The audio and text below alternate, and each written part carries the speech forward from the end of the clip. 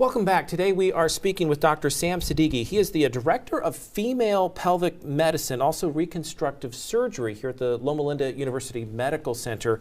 We're talking about urinary incontinence and some of the different types of conditions that you treat. Mainly, is it with women? I only treat women patients, and basically urinary incontinence is the condition where a patient will have leakage of urine, involuntary leakage of urine, and they'll have to wear a pad. So that's quite common. Very, very common. More than 30 million American women have this condition. Yeah.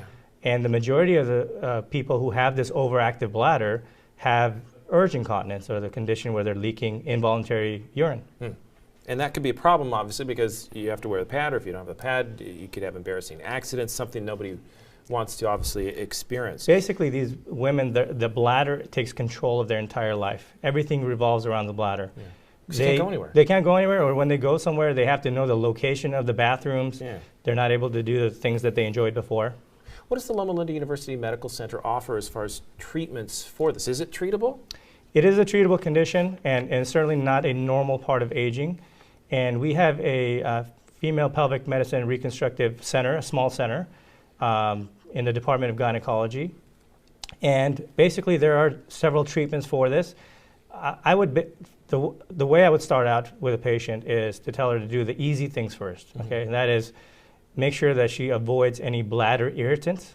So what are those? Those are caffeine, caffeinated beverages, citrus fruits, acidic foods, green tea, coffee, chocolate. So those things should be avoided. Try not to overdo the amount of fluids they drink. Okay, so those are the basic things. I'd also have them take a look at the medications that they're taking. There are some medications like the blood pressure medications that can affect their bladder. And then do Kegel exercises. That's something that they can do at home, and they have to make sure they're doing it correctly.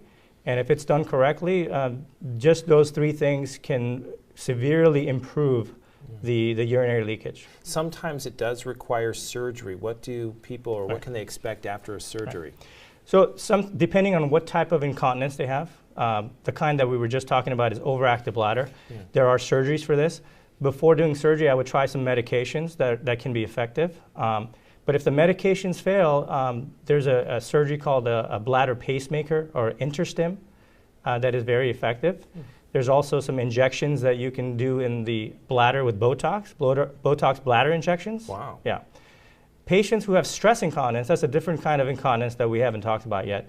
That's the condition where if you've got a full bladder, you cough, sneeze, laugh, yell, anything where you're exerting yourself, you have leakage of urine.